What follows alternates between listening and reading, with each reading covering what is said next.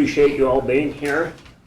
We have present from the city Sean Warnke, Laurel Nance, Diana Dutry, Jeff Reese, Roger Friedel, Lyle Hongren, Brett Goldie, Lindsay Nesson, Steve Minich, Kurt Furtick, Paul Fulsham. Have I got everybody? If you don't, there's no more left. Okay. We appreciate you all being here this evening. And once again, nobody's offered to lead us in a prayer and pledge, so I've asked. And Paul's going to lead us in a prayer, and we will be praying. If somebody's uncomfortable with that, you can step out and join us in a moment. Afterward, Paul will lead us in the prayer, and Jeff will lead us in the Pledge of Allegiance. Paul?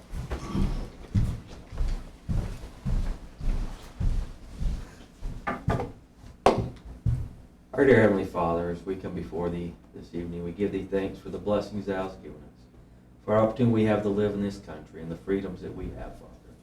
We ask Thee this night that Thou will bless the council as they discuss the needs of the city and make the decisions that benefit the citizens of Tremonton, the community that we're so proud to live in. We're grateful for what Thou hast given us and for these men and women that lead our community, and we ask Thee to bless them, Father. We're grateful for what we have and ask Thee for these things. This we say in the name of Thy Son, Jesus Christ.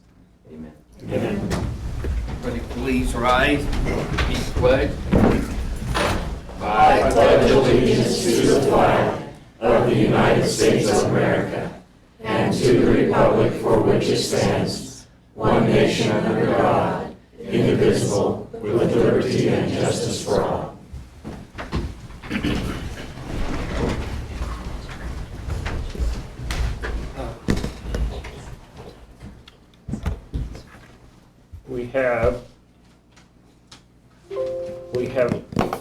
Declaration of conflicts of interest. Do we have any conflicts of interest on anything that we are dealing with this evening? Awesome. We have several people. We welcome you all to our Tremont City Council this evening. Council, we have an agenda. Any questions on it? I make a motion that we approve the agenda as stated here. Motion made by Lyle H. I'll second it. Second by Diana. All in favor? Aye. Opposed? Minutes of September 3rd, 2019. Any questions on the minutes? I move we approve the minutes. Motion made by Diana, second by Jeffrey. All in favor? Aye. Opposed? Public comment period. This is time for the public to address the city council if you have any concerns or ideas. This is your opportunity. If you fail, so come up. Okay, since this is a good time, I had a complaint the other day that when people on the back row could not hear the people that were speaking up here. So when we speak, we talk into the microphone so people can hear it. And in fact, he was really blunt and said, "What in the hell are we coming to council for if I sit on the back That's row?" why you like him, don't you? I do. He's a cool guy. Okay. Why are you? Okay. If I can't hear on the back row. I'm sitting Okay. in front. I mean, it was an honest, legitimate complaint that he had. So make You sure. guys hear Roger back in the back? Can you row? hear me back there? Okay. Okay. So just be what the council that's for us and the planning commission too. That is something that needs to be addressed. Okay. So, all right. Sorry. Oh, you're fine. So we would like to propose a petition. Okay, That's second not or- working. Can you hear me? That's not working. I don't turn it, I'm sorry.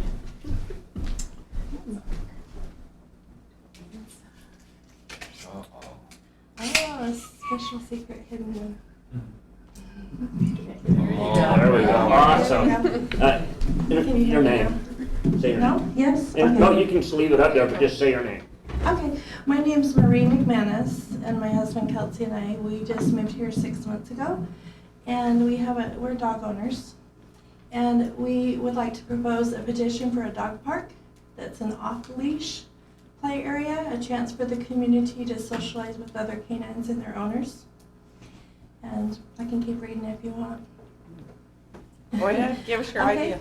So it's to develop a beautiful, well-maintained space open to all dog lovers and friends who are willing to uphold the park rules and restrictions, to view this park as a community project in partnership with the city of Tremonton, designed to satisfy the needs of dog owners and non-dog owners alike.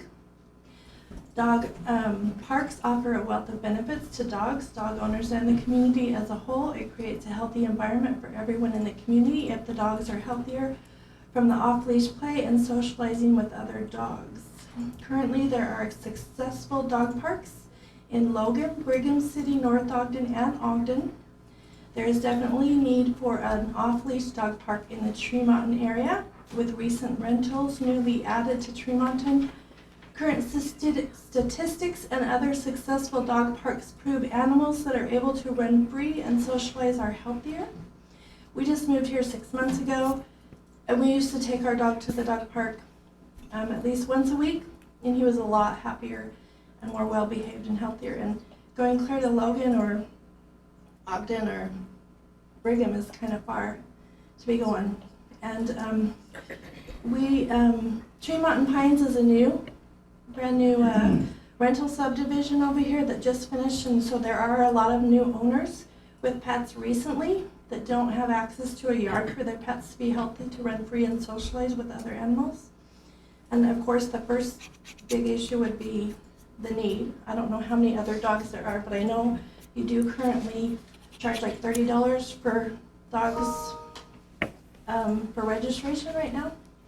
But there would need to be a site, and I don't know the area that well for a site, but I do know they have a Tremonton walking park recently that they opened up, and there's like a little bathroom facility. There's still an area right behind there that would probably make a nice one too. And then of course, the funds is a big thing, because I have no idea, but I have researched a little bit, and I mean, it could be expensive, like $30,000 if you gotta do the whole thing, but if you have an area that's already kind of trees and stuff, and all you'd have to do is fence it possibly and put some benches or something, it might not be as expensive. I did post on the Tremonton Classifieds, and I got a lot of people that are extremely interested. In fact, all I did was say, is there a dog park here? And then everybody's like, oh, we need one, and then somebody said, go do a petition, and so then I called and got a hold of Steve Bench, and he said, yeah, bring it up to the city, and so that's what we're doing. So, I just have a question. Mm-hmm. How, because I have no idea about a dog park, but how big are they? So generally you'd want like 1 acre, Okay. and you'd want to have, I mean, it depends, like the one up in North Ogden, it's totally just, it's one of those things where the water goes through, and so it was just, all they did was throw grass in there, and it's pretty much nothing. They have like just a bench and then a place for water. So it's not like a real great thing, and it's usually closed off during the winter, but it is still really nice to have them so they can just run around. Like our dog is little tiny, and they have to be on the leash all the time here. In all the parks here, I mean, I've gone to my grandson's baseball game over there to that really nice park by AHC, took the dog with, and he sat there real good, watched the game and all that. But he likes to run, you know what I mean? He likes to just run, and we don't have a yard. I've got more questions. Mm-hmm. Who is liable? Is this okay? Can we ask questions? Yes, absolutely. Who's liable if a big dog hurts your little dog? So that's the thing is, so with any type of park, they are going to have park rules. So they have like a sign posted, and so everybody's responsible for that. Like the city wouldn't have any liability of that. Like generally required park rules would be properly licensed, inoculated, and healthy, collar and ID tags, leashed when they enter and leave the park. Violators are subject to suspension, and then they have to be removed from the park. They have to clean up after their dogs, and no food or toys. There's a nicer one up in Ogden. It actually has where it's petitioned off, so probably a section this big for smaller dogs, so they're separated, and then the bigger, and it's actually where the park is, so you have all your picnic tables and the baseball games, and then they just fenced off this area that's with trees, and the dogs love it because it's like they're up camping. There's hills to run around and trees, and so they probably have 4 times this big for the bigger dogs and then the small one. And they actually have agility courses there. So our little dog, he'd go running up the things and go through the things, and it was pretty fun. I told my daughter, you should put him in one of those races where they can win or whatever. But anyways, so Thank yeah, you. they've never had a problem We with that appreciate your before. ideas. Yeah, So, We do. I don't so know think what good we to do. think about. Okay, so like, what do we do from here? Like, do we try to find a site and come back again, or I just don't know how to find a site, or like, how does this work? We will talk about it and discuss it. All you do at this meeting is give us some ideas, and at some Okay. point in time, we will talk about it and discuss it from there. Okay, Okay? all right. We listened. But Thank if- you. How do I as long get as we that? got your name and phone number, then we can get back with you. Well, I was gonna email it to you, or I can actually leave you this copy. I have an extra copy if you want me to leave That'd this be with good. you. And then I could email it to you also if you'd like. Who would want? As long as we have the copy. Give it Maybe to give it Steve? to- Should I give it yeah. to Steve? Thank you. Okay. It's a good idea.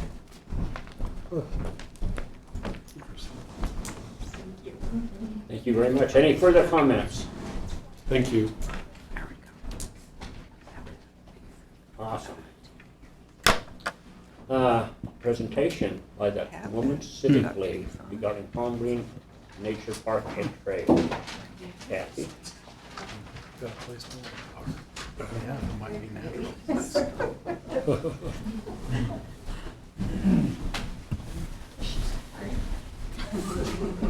Introduce yourselves. I'm Kathy Bessinger, chairperson for the Community Improvement Project. Debbie Lee, hello, Mayor. Sean. She's one of our committee members. Phyllis Sorensen. And Lila Miller, who is not with us this evening. On behalf of the Women's Civic League, we're very excited about your walking path. And this community improvement project is a 2-year project, and so we've kind of been waiting for things to really take off.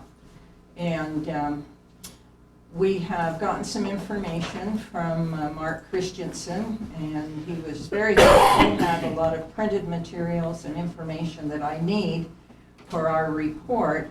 And what we would like to do as a committee is give you a check here tonight for $2,455, and that will pay for the 3 benches that have been ordered, and that will be part of our project. We have another $2,500 to spend towards the walking path. And Sean, did you have some information for us? I do. I will grab that for you. It was, as I understood it, it was relative to the interpretive signage? Yes, to the Yep. signage. Okay. I had in mind of planting plants and using Lyle to design a water-tolerant area. And then I was reminded that the end of my 2 years is in December, so unfortunately, we will be putting the rest of the money into the signage, which has already been ordered, and so it will fit into our 2-year budget year. And we're going to get an update on the walking path. I saw the plans. It's a wonderful area, well planned out, and a nice addition to the community. And that's what everybody's wanting, whether you live in Tremonton or not. It's nice to have a safe place to go to walk. You don't get run over by bikes or scooters or cars. And so we're very, very excited to be a part of helping develop this area. Well, thank you.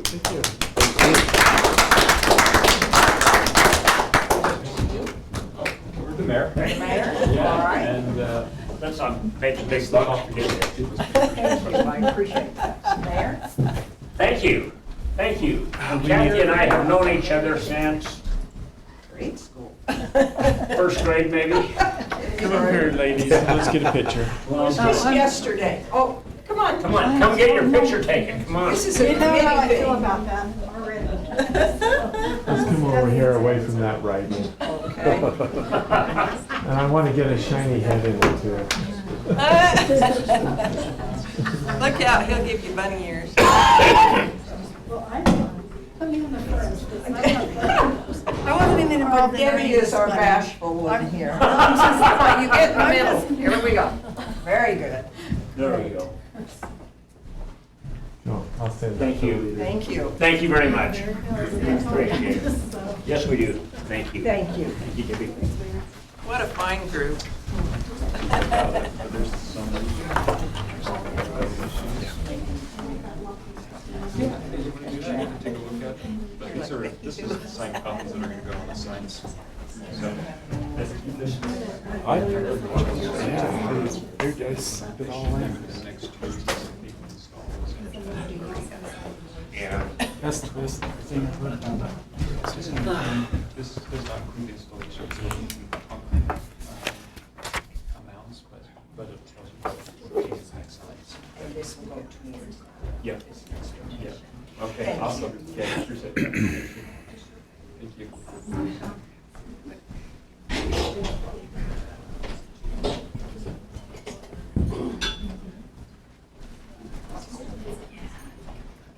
Proclamation for Domestic Violence Awareness Month. Penny.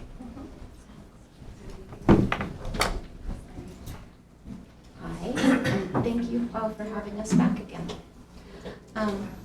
I did bring a couple staff members with me, Angela Byington and Tanayla Forrest. They both do a lot of education with kids, so they do amazing prevention work. And Tanea is brave enough to also do children's services with all the kids who come in, so. They must like it because they're both still smiling. They are. We have an amazing staff, and we couldn't do the work without the people that work there. And we couldn't do our work without all the community that support us in so many different ways. So we really appreciate everybody here and all your support. I'll do a few of our statistics from this past year. So staff members at the New Hope Crisis Center responded to 2,809 crisis calls. We served 796 women, 228 children, and 131 males who were impacted by domestic violence, sexual violence, child abuse, dating violence, stalking, and other types of crimes. Staff members provided assistance to 40 victims of sexual assault and rape, and 19 victims of child sexual abuse, and 57 victims of child physical abuse. Unfortunately, those numbers are up in the county. And all the numbers I give you, of course, are not just for this area, but they're county-wide. We provide services for all of the county. We were able to shelter 61 women and 71 children for a total of 2,665 bed nights. So we stay busy, unfortunately, at the center. I wanted to tell you guys, because I think the statistics can be so gloomy, and we actually are on the helping end, though, and I think it's nice to have a success story. This past year, we were able to house a mother came to us with 2 children, and she was actually pregnant at the time she came into shelter.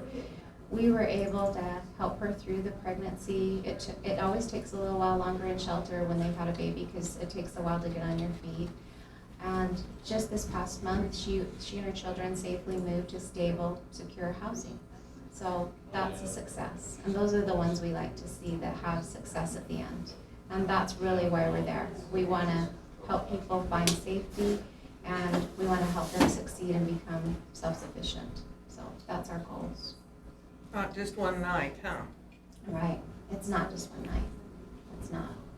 So I wanted to invite you guys too. On the 16th of October, we're doing a domestic violence awareness walk here in Tremonton. And we'll meet out here in the parking lot and do our walk. Is it going to be here? Mm-hmm. Right here. Mm-hmm. What time? That's where we meet. What time? We meet at 5:30. And I wanted to do a little plug too. We are, if you get a letter from us, we only do one fundraiser a year, and it's countywide, and it's called Reindeer Games. We do have it in Brigham City, but we love the donations that anybody can make to it because it's the only fundraiser we have. All of our services are free, and we're entirely from grants and donations is how we run. So we appreciate any help we get from the community. Any questions? Where's the center at? So our main shelter and center is in Brigham City. We do have an office here in Garland, and we have a victim advocate that comes here a couple of times a week and is at the Garland Center. She's at the Bear River Resource Center, the old seminary building, with the Okay. Boys and Girls Club. You come in the back door, is that where that is? Is that just it's the front? I don't know. Up here at the, If you go in the front of that seminary building, they'll Mhm. direct you to our okay. person that's there. So all the services we provide are countywide. So Okay, any other this is a questions? loaded question. Do you excuse me, do you shelter any men? We do. Oh, Yeah. I was just worried, Kate, you know, if my wife kicked me out. Place to We'll go. shelter you. You know, I just want, seriously, I just curious, there, so some men too then? Yeah, so we were able to, with the help of BRAG, the Bear River Association of Government, I can't remember, my years all run together, I apologize. I think it's been, I want to say 3 years ago. I'll look at Angela. I think 3 years ago, they were able to give us some funding. We had an old scary basement area, and we turned it into a really nice studio apartment. So we're able to house men and their families there if they need it, or we use it for overflow when our shelter's full. Thank you so much. So Okay. we really do help men too, and I don't think people realize that. Anybody that walks in our doors, we help, because we served 131 males last year. And this is for domestic violence. So it's domestic violence, sexual assault, and child abuse, and stalking, dating violence, and then there's other crimes. We have a justice court advocate that covers all the justice courts in the county, and she goes and walks people through that. So if you're a victim of any kind of crime, she will help you through the system. Okay. Thank you. You're welcome. Thanks for having us. So if there's any more questions, I'll read the proclamation.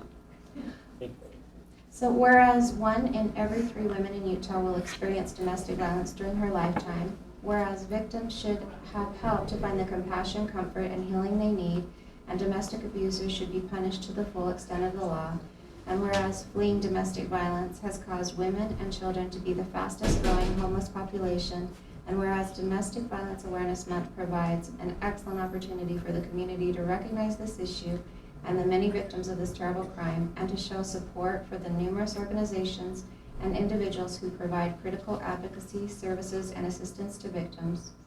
Therefore, we ask you, Mayor Roger Friedel, and do I say that right? Every time I Nobody tell hits it. I'm Friedel. sorry. Friedel. Friedel. I got a better name for him, but I won't tell you. Okay. We won't put that proclamation.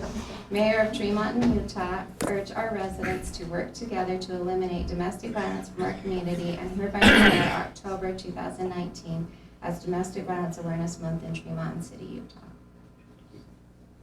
Council, we need a motion, don't we? I'll make that motion that we make October Domestic Violence Awareness Month. I'll second it. Motion made by Lyle, seconded by Diana. All in favor? Aye. Opposed? You got it. Thank you, Penny Givens. Thank you. And I should give a quick shout out to our police department, because we could not, they are absolutely the people that work with us so closely on these cases, and we could not do our work without the officers. And I think that a domestic violence call is probably one of the most dangerous calls they go on. So we appreciate them and the work they do. Thank you, Penny. Mhm. Appreciate it. And should I take this one for the mayor to sign? Oh. Okay. Is that okay?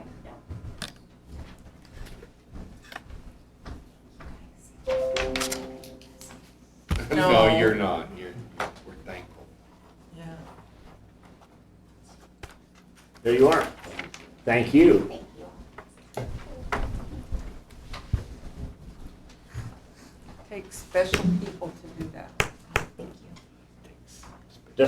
Discussion and approval of the August warrant register. Any questions on the warrant register? I'll make a motion, we approve the August warrant register. Motion made by Lyle V, Second? seconded by Jeffrey. All in favor? Aye. Opposed? Discussion and approval of the August financial statements. Any questions on the financial statements? Make a motion, we approve the August financial statement. I'll second it. Motion made by Jeff, seconded by Diana. All in favor? Aye. Opposed? Motion Passes. Discussion and consideration of approving resolution 1944, supporting the establishment of the Bear River National Heritage Area. Any questions on that? Anything that we need to know on that, Sean? You know, Brian. Oh, Brian Carver is just here. Yeah. Come up and make your spiel, Brian. All right, thank you, Mayor. I do have some materials I can hand out, if you wouldn't mind passing these down the bench.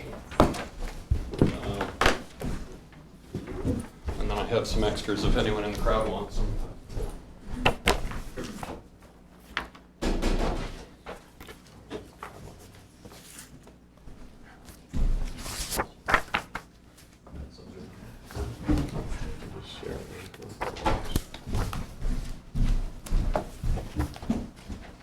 Good evening, Mr. Mayor and Council. I appreciate the opportunity to address you tonight. Mostly I want to be available to answer questions, but just very quickly, to introduce myself, I'm Brian Carver with the Bear River Association of Governments. And our office for the past, 17 years has been working on a project that we call the Bear River Heritage Area. This is a patterned after a National Heritage Area program sponsored by the U.S. Department of Interior and the National Parks program in the United States. What the National Heritage Area program seeks to do is identify cultural and historical resources within areas, particularly those that are near or adjacent to national parks, and look for ways to tell the story of the culture and the history to that area. Our immediate area does not include any national parks. However, we have a number of national historic sites, national monuments. We have the Golden Spike National Historic Park, as well as a number of national bird and wildlife refuges. We have a national grassland and national forests all within our boundaries. We're working with the 3 counties here in northern Utah and 4 counties in southeastern Idaho to become part of the National Heritage Area program. For the past several years, we've been fostering a number of activities in the area to identify and promote these cultural and historical resources, work as both a curatorial resource to help communities and property owners on a voluntary basis look at ways that they can preserve and enhance historic buildings, historic sites, cultural activities, arts and crafts, those types of things. And then we also work kind of on we justify a lot of this activity as an economic development activity because we want to promote these activities and opportunities for people to come and visit our area, learn about our unique culture and history, and visit these sites, purchase these arts and crafts, spend the night, buy a meal, stay in a hotel. And even if that just means that they're coming up to visit family from Salt Lake or from Boise, and they just spend an extra night in the area engaging in these activities, learning about the culture and history, we consider that a win. And so our current effort is to become part of the National Heritage Area system, which requires an act of the U.S. Congress. Congressman Rob Bishop has prepared a Bear River National Heritage Area Act, the language for which you'll see in the back of the packet that I've handed out. We're currently contacting all of the communities in the area, just kind of trying to rebuild our support network. We've been around for a long time. We mostly converse with folks on a county level. We work with the visitors bureaus very closely, but we're just trying to get out and make sure that there's as much awareness as possible of what the program is, what we intend to do, and try and get some written letters of support because they go a long way in helping Congressman Bishop out back in Washington, D.C. Any questions for Brian? Thank you. Sean took some time in our work session and told us quite a bit about it too, so thank you. Okay. I will say that a national heritage area is not the same as a national monument. There's been some confusion lately. This is not a government land grab. A heritage area has no regulatory authority. You'll notice, I believe it's on page 8 of the National Heritage Area Act in the pamphlet. So it's near the back. There's a whole list of restrictions on what the heritage area is allowed to do, and those include interfering with local land use decision making, interfering with exercise of private property rights. It can't interfere with water management, wildlife management, state lands management. There's a long list of thou shalt nots in there. What we are is a technical resource to local communities who want to engage in historic conservation and promotion of historic resources, and a technical resource to property owners who want to learn more about how they can preserve historic buildings. For instance, we have a list of historic barns. In the past, we have raised some money and done barn and building conservation efforts. We would love to be involved in that more. It's just a matter of being able to come up with the money to do that. But that would be strictly on a voluntary basis. Have you got one of these for, like, each of us that needed one? I'd love to have this. You know what, I can get you a copy. I just brought those to leave for the city to keep. But yeah, I can get you one, and I'll bring copies to the office, and you're welcome to have those. Those barn tour books are fantastic. We love them. Every barn in there, we worked with the barn owners, the property owners, to make sure that they were comfortable with the information being presented. It's all voluntary. We didn't put pictures or addresses in for anybody that didn't sign a waiver for us. We're very careful to make sure that people aren't trespassing, or at least we encourage them to not trespass wherever possible, or at all. I shouldn't say at all. We don't want them trespassing at all. But we want to be a voluntary opportunity, and in engaging on a national level, becoming part of the National Heritage Area Program opens up a lot more resources to us in terms of availability of grant funds and a greater national network to work with to help us provide more resources on a local level. Very good. Thank you. Any questions for Brian? I think we are the only community in Box Elder County that's not listed. That's what I was gonna say, we're on not the on there. beverage. We must not have any famous people in our cemetery. Oh, and is that the cemetery list? Oh dear. Oh, we We'll do. have to get that. Riverview. There's no Tremont. It just isn't mentioned. Well, this is not a list.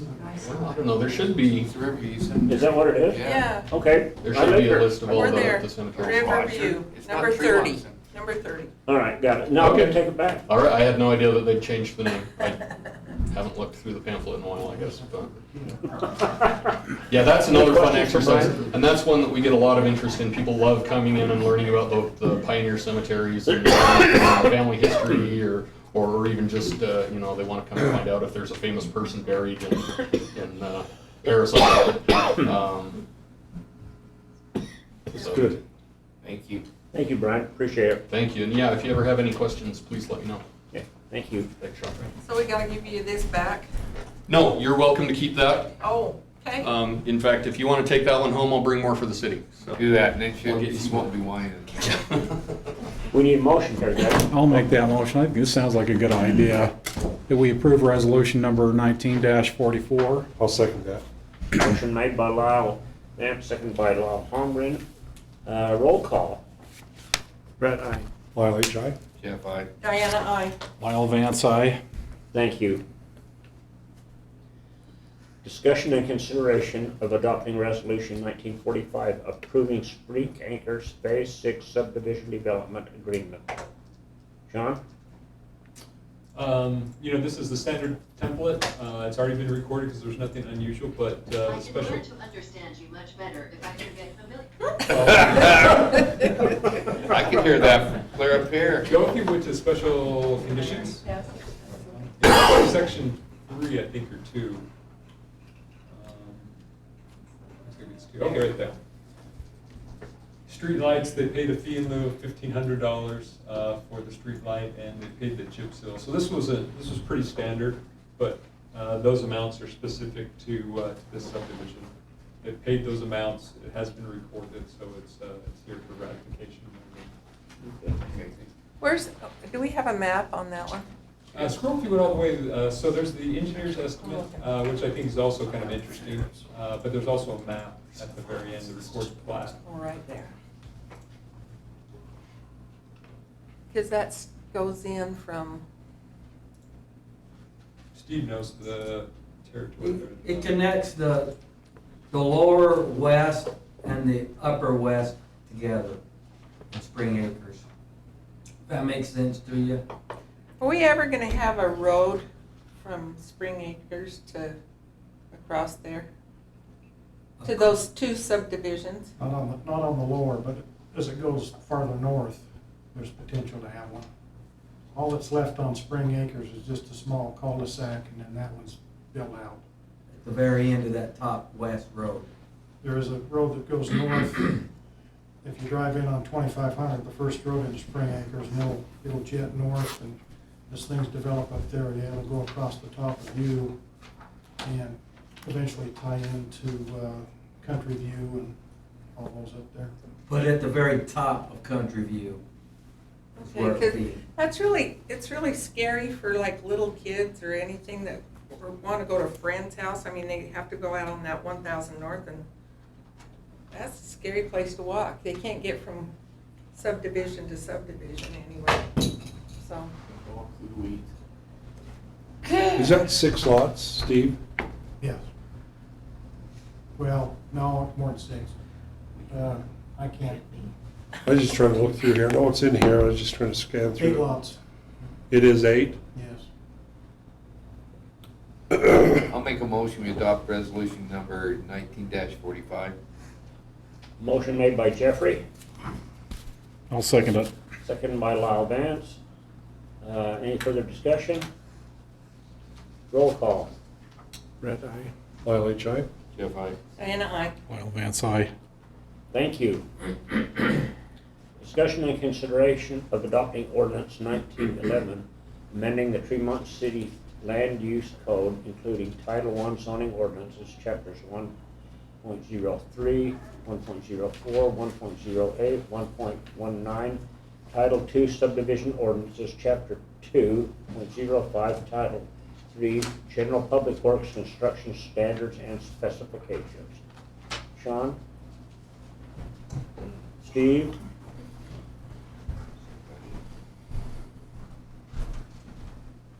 I'll start with the easy ones. They're all easy. It may be a little out of order of what's listed as far as the adoption, or as far as what's written on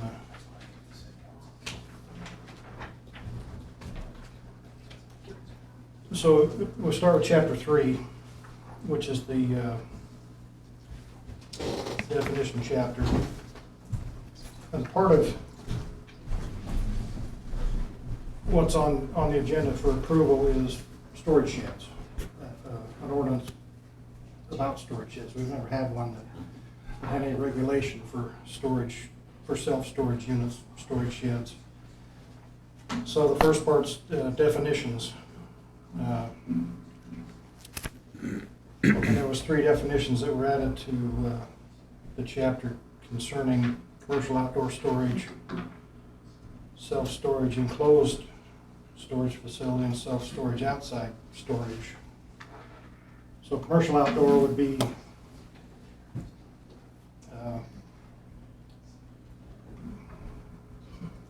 like your big retail places that would store lumber yards and things like that would have a exterior lumber, that type of thing. The self-storage enclosed, obviously it's the, with the garage doors or the little man doors.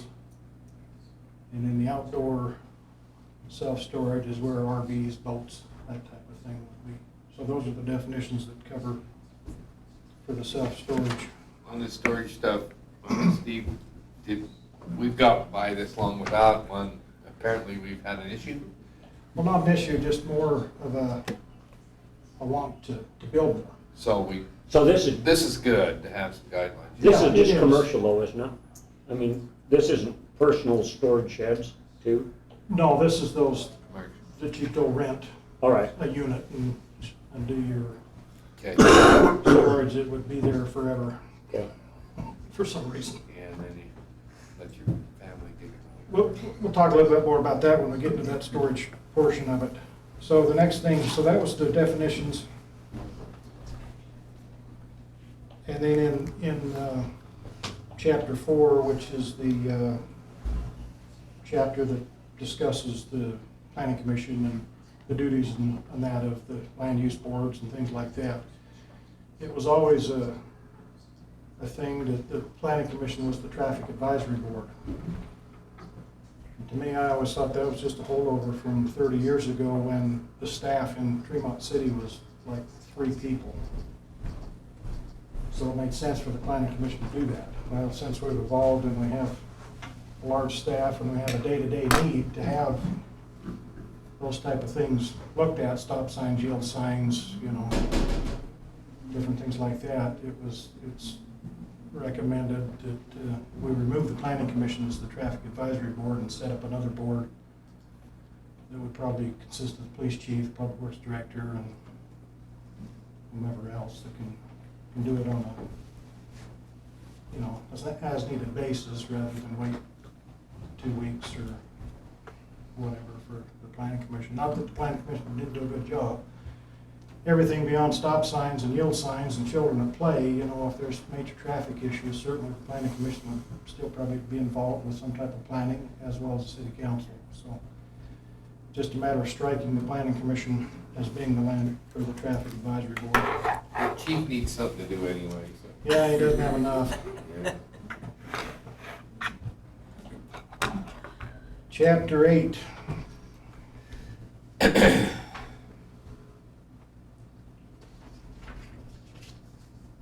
So the addition to chapter 8 would be in the matrix, which would talk about in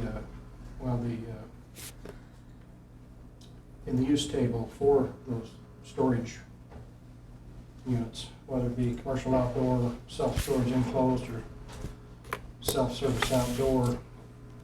In the past, the allowed zoning was mainly in the industrial area. So the MDB and the MG, which is the Malto Mill and the old Lazy Boy area. Certainly not a lot of room left to do any storage units, but that was, you know, where a good place for them would be. So part of this was to open it up a little bit to other areas. So basically the other manufacturing area, the MDB, was opened up to it, and the commercial general zoning was opened up to it. And it'll all be by conditional use and a site plan approval process to do the storage units, but I think it's a fair way to certainly do it.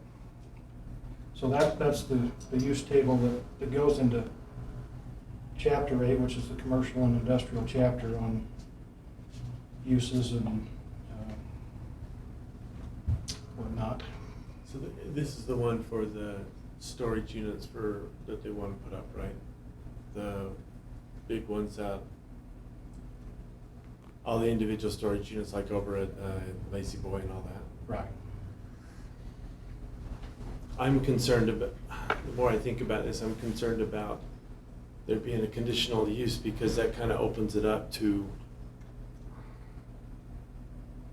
do we allow one person versus another, and are there specific regulations to say this is what they can do it under these conditions, and under those conditions it has to look a certain way. It concerns me that there's not a good standard there. And I know that it was a huge debate on that night. Well, it has been adjusted. I think the current copy you've got shows some adjustments, because we did have good discussion with those that are in the storage business and changed some of those things that didn't make it as. And so if we give them a conditional permit to build, there are standards that they have to do it under, correct? In other words, they can't come in and say, well, I don't want to put in that kind of fencing, I want to put in this kind of fencing. And depending on the mood of the day, where we allow it or we don't allow it. You see what I mean? What, Yeah, the standards are there. We did, I know we talked about an iron gate fence or something. yeah, that was removed. Okay. We changed that. Let me go through those. So yeah, in chapter 19, which is the supplementary chapter, is where the self-storage ordinance was placed. And it talks about, you know, it's a regulation that you know, protects the neighborhood, protects the city, you know. Mm-hmm. A lot of it in there deals with how it's operated.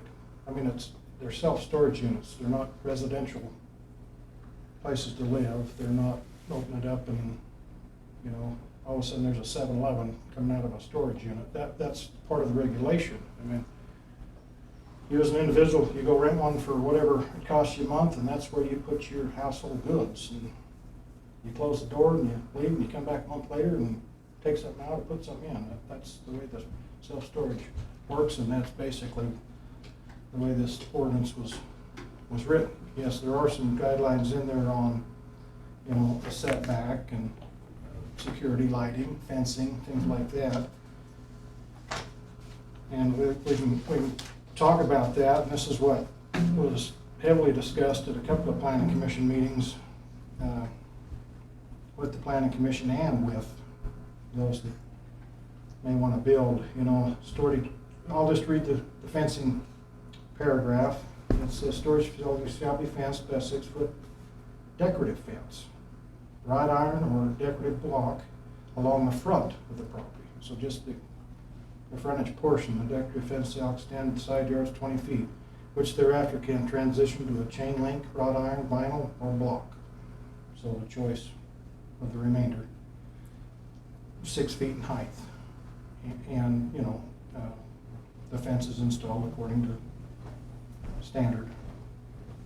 The front decorative fence shall be set back from the property line 25 feet. The entrance shall have an automatic gate closure and shall be set back another 40.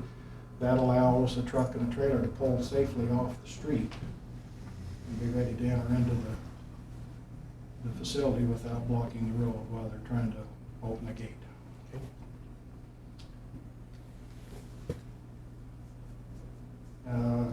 We have a little bit of landscaping in there, and as far as that setback area is concerned, we require landscaping. Signage, you know, if they identify the business, complies with the already established sign ordinance.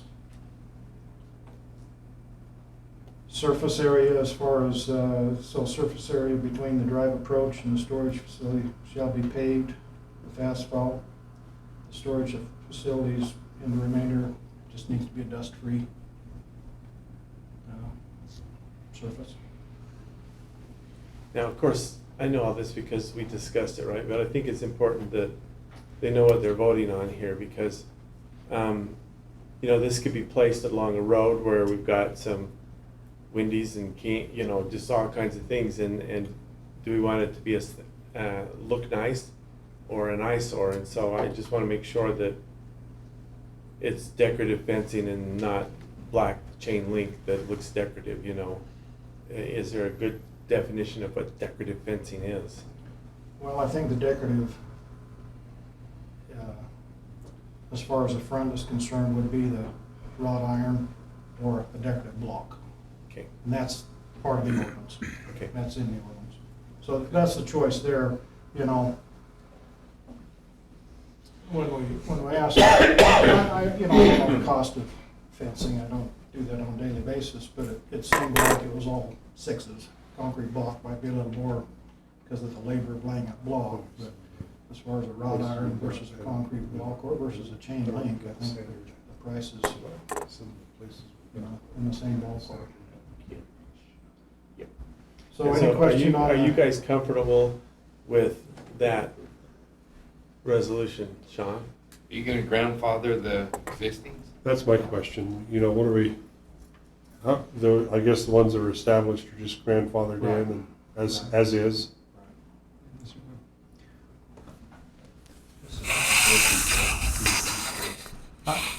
If somebody comes in and wants to put a storage unit complex in, what zones allow that to happen in our city? Currently, I think it's the MD and the MG, the MD and the MG zone. So if we were to, Multi-mill and the lazy boy zone. so you take a look at the map on there, we haven't really got any place for them to come, right? That's why we opened it up to the MDB zone and the commercial general zone. Not the commercial general. Commercial highway, right? No, not the commercial highway, it's just the, I think it's just the MDB, if you look at the table. Okay. Well, that's for commercial outdoor storage.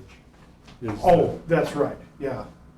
You're right, Lyle. The commercial outdoor was in the commercial general and the others was in the MD or the M.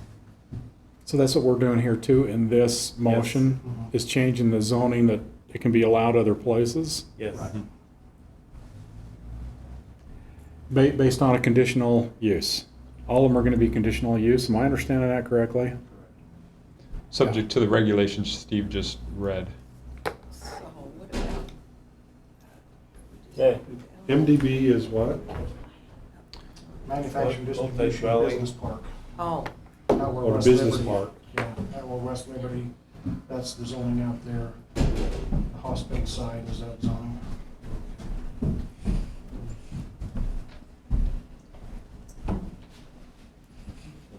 Any further questions, council? Yeah, I just wanted to allow Sean an opportunity to give his opinion on this. Well, I mean, these are reasonable, debatable decisions, and so, you know, what I say doesn't necessarily mean that, you know, it's what you should do. I typically am real cautious about storage units and where they're placed, because I do think they have a more industrial feel to them.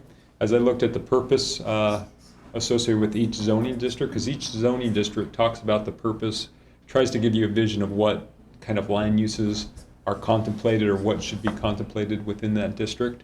And I felt most comfortable with it in the manufacturing distribution business park, but realize, you know, that's sort of a wide range of uses. From manufacturing to business park, you have essentially like West Liberty Foods and you have the hospital. You know, and if you look at those two structures, there's a drastic difference. So I do have my reservations about it, you know, mostly just because it'd be nice if there were some other zones. On the flip side, I also understood what was debated on the other side from a land use perspective and business and, you know, the needs. And so, you know, we did our best to essentially balance those two needs within the zone or within the proposed regulations. We went back and forth, we debated it, and the Planning Commission looked at it and came up with their, you know, their recommendations. So I think you just need to keep in mind, you know, where you want to see those types of uses, and contemplate that when you zone it, if you're inclined to approve it. You know, I still do have my reservations about it, because I'd love to see it more in just purely more industrial type zones, because to me it has that more industrial feel. We tried to soften it by some of these landscaping and fencing regulations, and we kept it away from the commercial highway zone, which is, you know, the main street and the more thoroughfare corridors. So I don't know if that gives you any insight into the issue, but I do have some. Just one more thing, with that, keeping this thing going on and on, you know, standardization is, you know, something I'm concerned with and have been concerned with. So when somebody comes in for a conditional use, we're deciding whether or not they can put that storage unit in different areas? Or are we deciding that some people have to abide by these stipulations and some people don't have to? It's an administrative decision at that point, which means it takes, a conditional use means it takes an additional review and potentially additional conditions, we've created essentially what those conditions are, those regulations or standards which we're reviewing conditional permit applications by. There is maybe an allowance to add an additional condition, that maybe are outside those regulations, but it's really focused on reviewing an application against the regulations that have been adopted in these standards. Yeah, I just get really scared about doing something for somebody and not doing it for somebody else. Exactly. Just, Right. there needs to be standards so that when somebody coming outside the community comes in, they can look at our policies and know exactly what we're asking for, no questions asked. Yeah, that's what these supplemental regulations are. There's also some standards that are more general and broad in our conditional use chapter. And I think this would be approved, because it's a site plan review, it would be approved by the DRC board, which is essentially, again, reviewing the standards. It's a commercial development that also require conditional uses. Essentially, there's a lot of similarities with the application materials and the review standards. And so it's essentially delegated through the code to that body.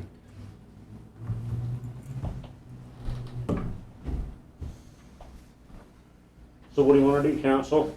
There's still a couple. Oh, you got more? What are you doing here? Just holding the podium up. Okay. So in Title II subdivision ordinance, Chapter 205 talks about what does it talk about? Easements. Around the perimeter of lots, Lyle's familiar with it, knows that it developed subdivisions. There's a 7.5-foot easement around the perimeter of every lot and a 15 across the front. It's been debated, the need for the 7.5 between the lots and across the back of lots that really aren't needed anymore, because all utilities are out in front. It used to be the cable company and the phone company used to run behind, and they don't do that anymore. So just to eliminate a lot of headache and heartache for both a landowner and a city in the future, we eliminate the perimeter, the 3-sided perimeter, and just maintain a 15-foot in front where all the utilities go. But leave it at the discretion of the city engineer if he sees a need, or she sees a need for additional easements, that would be part of the subdivision before it's recorded. So what about those that are recorded? Would they be removed? That'd be a nightmare. You'd die a gray-headed old man. You'd die a bald-headed old man. Get off that then. No, they just remain. I guess on an individual basis if we had to, but that'd be a legislative decision. That's a plat amendment. Costly. Yeah. Mm-hmm. Most of the time, I'll just throw it out there that most of the time, when somebody wants to put in a lawn and garden shed, a Chem 12 that could be moved if it had to. There's so many of them that The biggest in, issue we don't know about. They go within 3 feet of the property line, and they're just there now. So I did forget one other thing. No, I was just going to say that I think this is a really good thing to eliminate those signs. People wanting to put in, it just complicates things. It does when sometimes there might be a need, Putting in for the city to do storage. a sewer line or a water line or something, just would have to go through there occasionally. It doesn't happen very often, but if we see the need for that, we'd require that on a subdivision plat. But I did forget one thing back in the RV park ordinance in chapter 19. I'll be real quick, and this is how this one come about. When we first wrote that, because the RV park would come in, it was the owner of the RV park that didn't want tent camping. Is it, upscale, big motorhomes and big fifth wheels coming in, and he wasn't designing it to pitch tents. So we put it in there at his request, really. And lo and behold, they had a tent camper. They come in and they paid. Everything was cool. They set up camp, they were there for a couple hours, and then the park manager come over and kicked them out. And this is like 9, 10 o'clock at night. So I do a text thread with the guy that got kicked out. And it wasn't very fun to do a text thread. And, you know, some of the things he thought the city was and wasn't, and is and isn't. And I apologized to him, and I says, you know, the city can do better. Why would the city care if they pitch a tent in RV park? So, how it goes. Let the RV park manage their business. Yeah. In that aspect, as far as Yeah. the tent's concerned. That's fair. For So, sure. that's it. Okay, council, Any other what do you want to do? Well, you're not comfortable with the one part, are you? Oh, yeah. I can see both sides of it, though. I mean, you got to be able to move with situations, but I get really disheartened when I get people coming in saying you let somebody else do something and you didn't do it, or somebody else, and that's where you die. It doesn't look good on a city. I know a lot of debate, there's been a lot of debate and a lot of discussion over this, and I want to make a motion that we adopt resolution number 1911,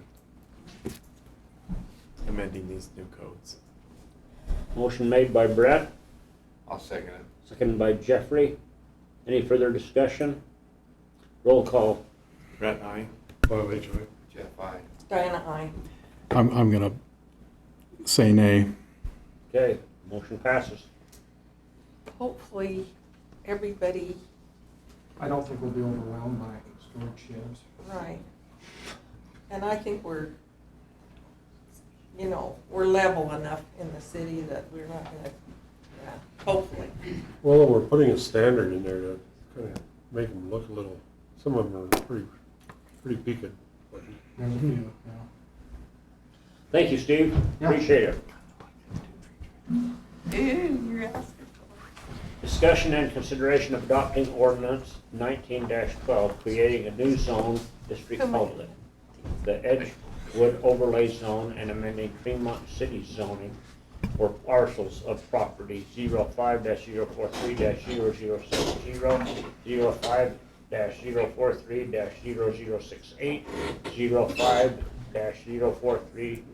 05-043-0071, and 05-043-0056 that totals 34.997 acres more or less be rezoned from residential RR1, R120, R110, R18 to an underlying zone district of mixed use and overlay zone districts of the Edgewood overlay zone.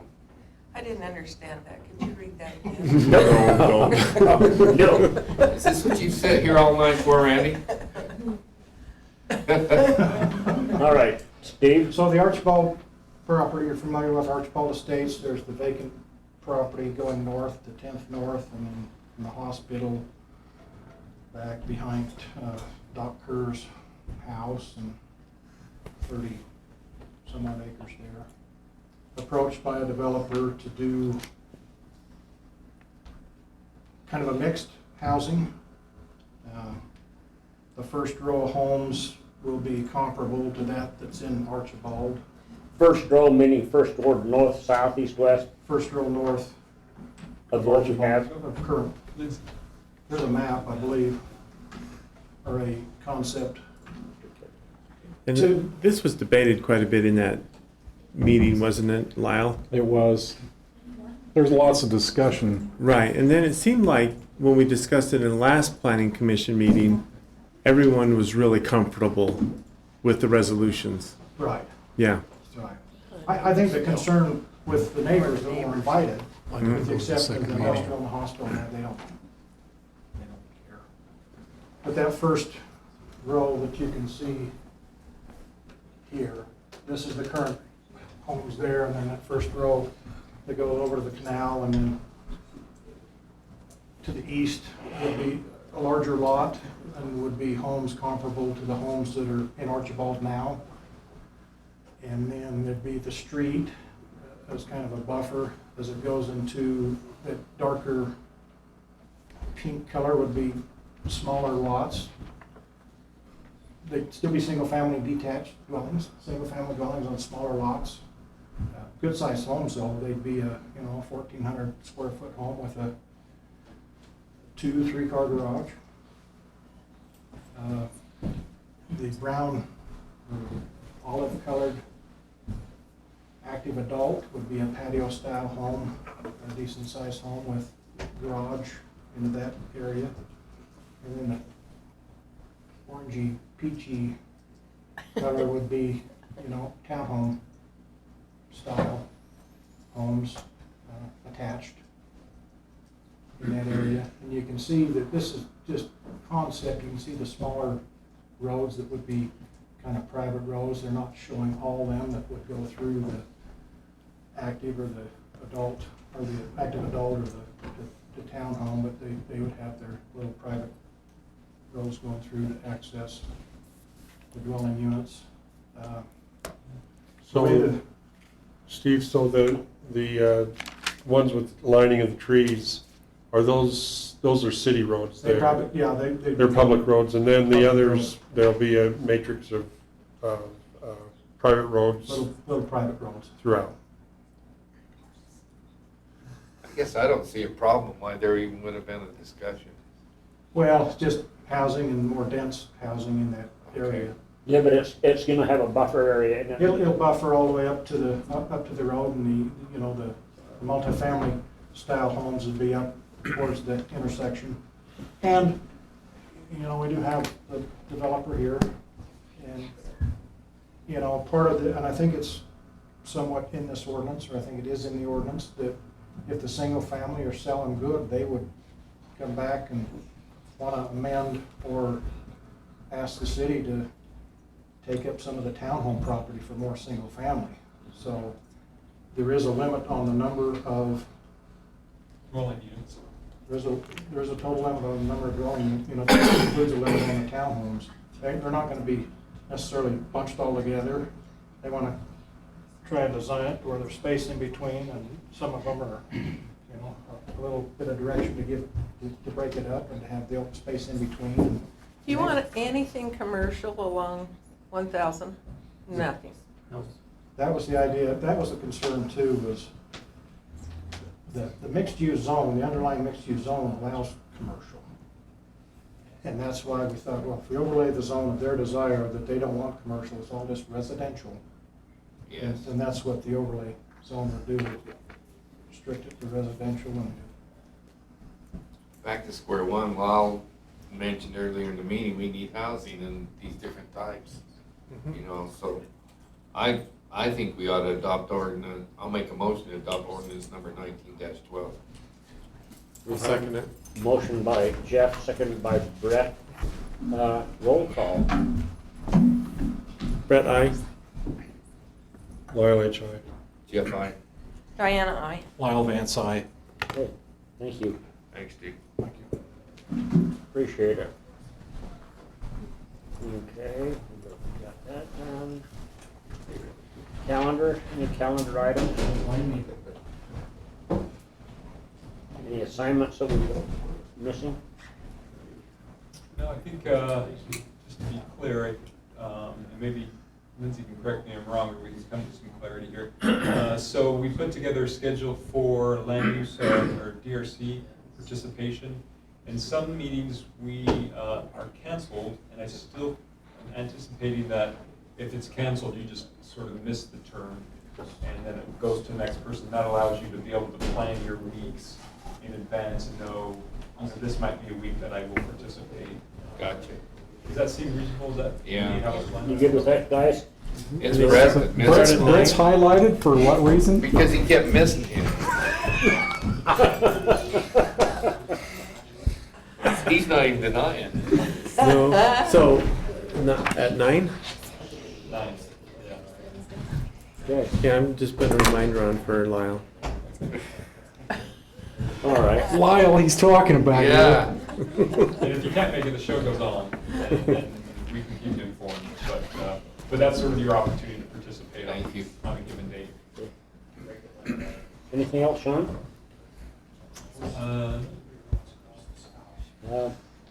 City manager reports. Anything else city manager has to report? Okay. Do we have any development review committee reports? How about department heads? Paul has something. I can take a minute if you want. When we were discussing 10th North earlier on those slope easements, I mentioned I recently had a joint highway meeting with the small urban who I sat on that committee. And they kind of put a 2-year hold on applications, and they've extended that out for another 2 years because the highway bill is up for re-proposal, and Congress has to appropriate the money before we can have money set aside for our project. So, and then usually it's about a 5-year period after that before the money would become available. So we're still looking at probably another 7 years before we have money. But we want to work on one section, and we've kind of instructed Chris, let's get this project designed, and then as the money comes available, whether it's highway money or city money, we can start some of it. Because one thing is we want to get the section from 2300 West up past the canal using city funds. Because if not, we use federal highway funds, we'll be into all kinds of environmental and historical preservation because of that canal. It will be listed as a historical canal. And if we can get past that, we can get by a lot of red tape and cost and do it on the city funds. And so that's why we're gonna get that road kind of designed so it's just sitting there, because once the design's done, it's like anything. It could just be mothballed until we need it. But then as funds come out, we can move forward a little bit at a time. That's to do from 2300 and I think we can do to that. Huh? I've never wanted to admit to agree with this lady next to me, but it does. I mean, yeah, it is, and that's why we looked at signing and reducing the semi-traffic on it and stuff. It does need to be fixed. These slope easements are going to help us in the future. To do a project from 2300 to I-84, that's $4 to $5 million worth of work, and going up all the time. So just give you a heads up. Another thing, I send you a report as I acquire water shares, and I know that's a discussion me and Sean want to have with the council. I don't know if it happened tonight or what, but what do we do in the future about water shares? Because we're constantly having them come available to us, but there's a time coming is where do we get the money? Where are we going to put the money? I believe as long as we can afford to buy them out of whichever funds, because they will be used for stormwater detention basins, so stormwater accounts can buy them. They will be used for green space and park areas, so to me, park funds should be able to buy some of the water shares, things like that, because they will never lose their value. We know that for a fact, that once we have those shares, we're really setting pretty good on where we're at. If you look at the number, as I sent to you, of what we have acquired based on what we need as we roll out these other service areas, we're setting pretty good right now. But you hate to turn anybody away, because if there's shares out there being open, someone else is going to buy them. And once they're sold by someone else that buys them, if it's the Duck Club or whoever, we'll never get them back. If it's Duck Club, the church buys them, we never get them back. And so if we can acquire them, and even if we have to use them as an investment to help with some development costs or something in the future, I don't think you're going to ever lose on them. So just something to kind of keep in mind. So they're continually trickling in? They are. I mean, I have actually going to purchase 9.65. I don't know where I got the money from, but tomorrow I've got a lady that the Yoder, I can't say their last name, but they're part of the old Raymond Hanson family sisters. They have 9.65 shares left over from selling property that they've sold the shares with, that they would like to get rid of as the sisters are aging and passing away.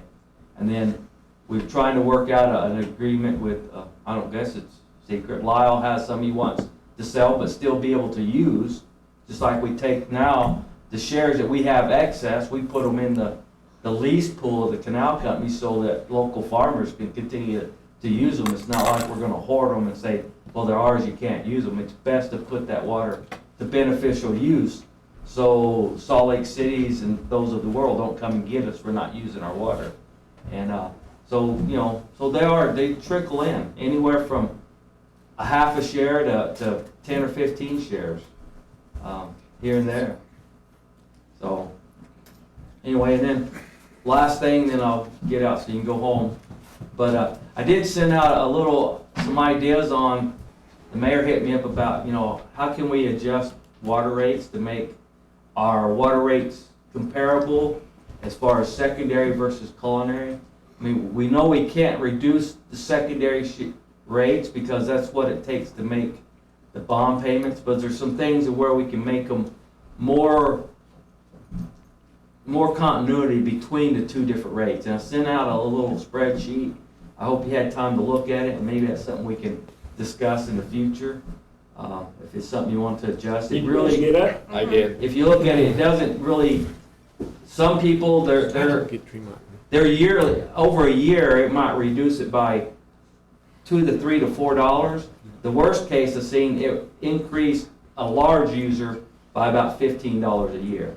But you know what it does is the lower users with maybe a bigger family that uses more indoor, it's going to lower their bill about $5 a year, which, you know, $5 a year isn't a lot of nothing as far as fiscal impact to the city. But anyway, just some thoughts to take a look at those. And I looked at it, and I really like what I read. A direction we might want to sit down and discuss and go. I think we need to open this up a little bit more for more discussion in a real close meeting of some sorts, because secondary water, I mean, I don't know, we went through this with Sean and I. We went from that committee to where it got approved that the secondary water ended up costing more than the culinary water. There's no common sense behind that. We've got to change things so that the secondary water is less than culinary water. And it was my understanding that the culinary water system and the secondary water paid for the bond. Did that change? No, they're in the same fund. So we pledged in technically both revenue sources, but we calculated the rate so that they were independent of each other, meaning that the culinary, or pardon me, the secondary rates could essentially repay the bond payment.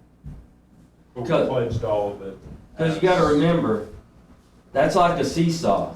Yeah, I understand. As more people use, that culinary pot of money goes down, the revenue that we generate. And so we still have to pay for that same infrastructure, all that new infrastructure, because that's what drove the cost, is the cost of the infrastructure. So when people come in and talk to me one-on-one, I keep telling them it's like a plane coming in for a landing. We're going to know better after we get through a year and 2 seasons and that.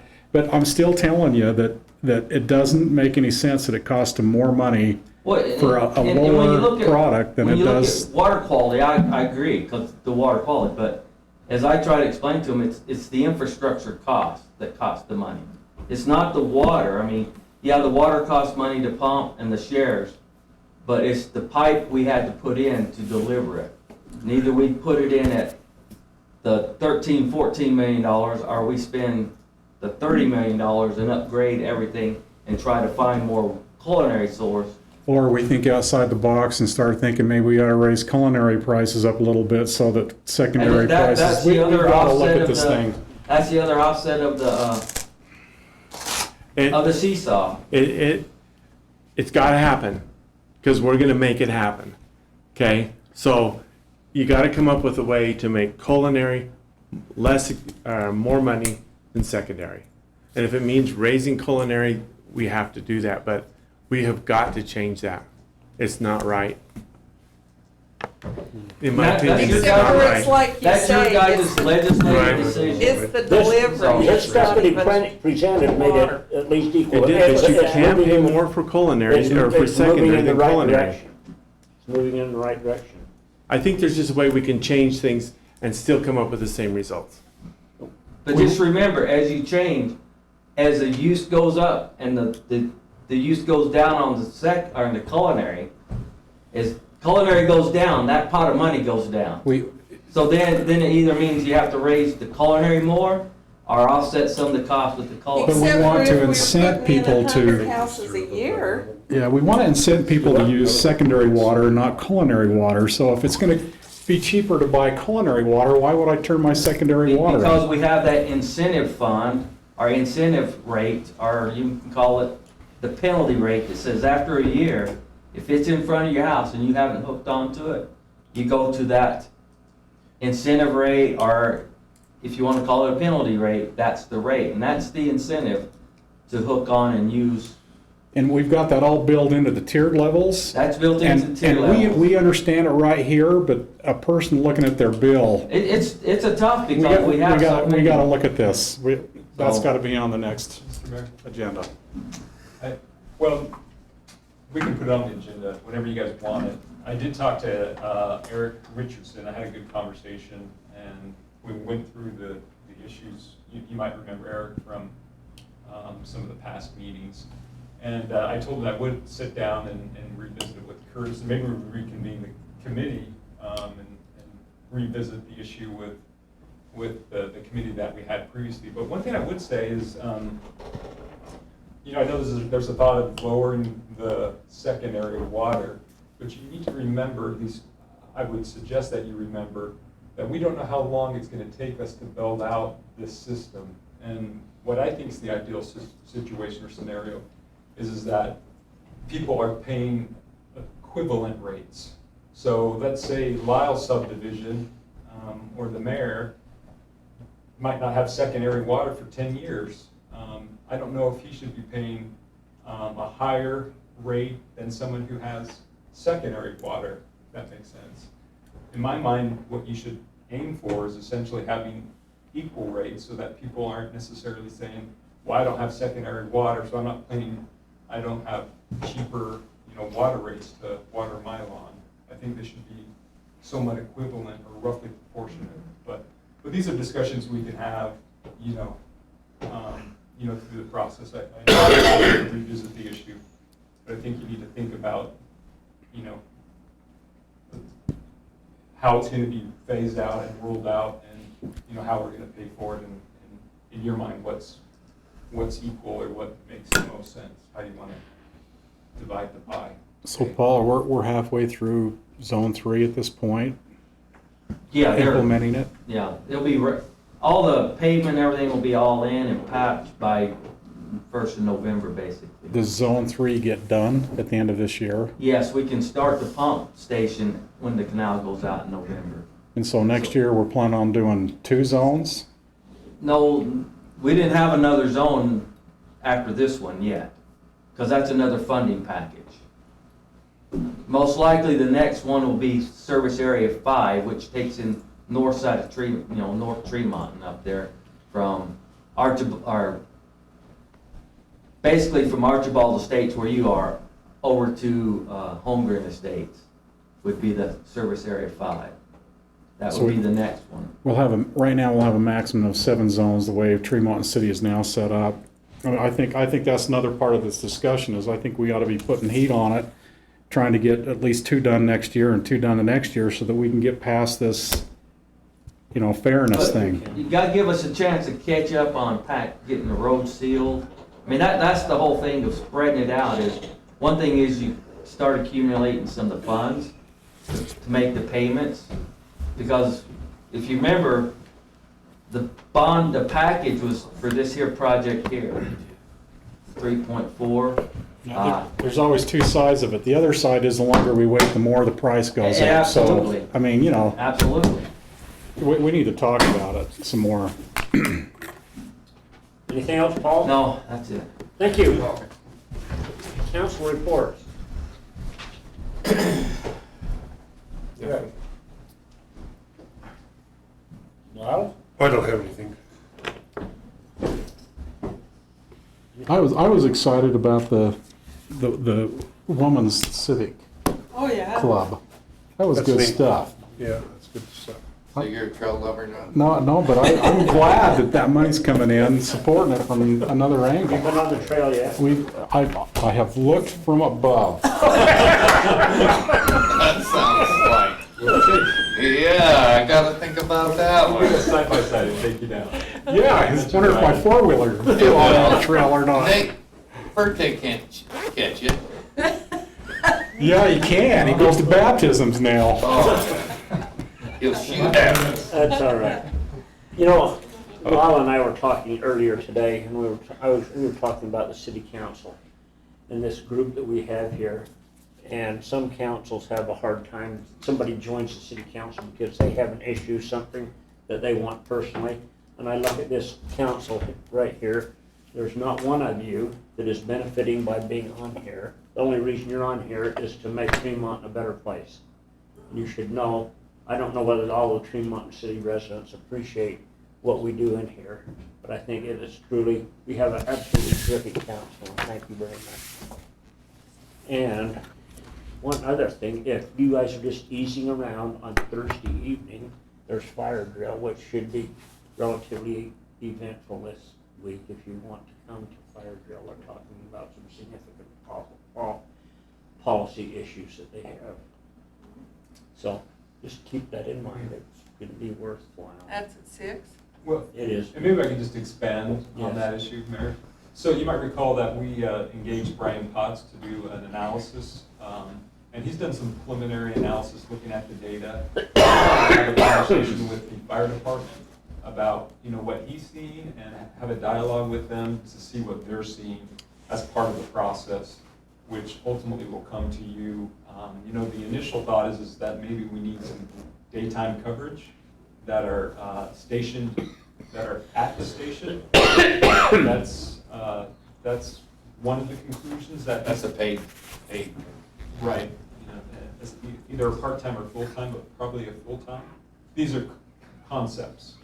And so he wanted to talk to the fire department and firemen and women about that idea, get their take on where they think they're at with coverage. Like an actual firefighter or a dispatcher type person? Firefighter. Okay. So someone to respond. Okay. So they've had days where they've had 9 calls, Yeah. And so there'll be a good discussion and perhaps a lively discussion, because we've invited everybody has an opinion. We don't want to set rules, but we want to have people help solve the problem. We've never had a lively discussion here, have we? So anyhow, we have a closed session for a brief moment, I think, Sean? If you're up for it, and we can pick and choose what we talk about, or we can. Do we need one? If we're not, What? No, we better do it. All right. We gotta get her done. and then somebody make a motion. I'll make a motion that we go to closed session. Motion made by Lyle. Second. Second. All in favor? Aye. Aye. Anyone opposed? Okay, closed session. Thank you for coming. See you, They have Brad. a family here that all has the same kind of shoes on. I thought I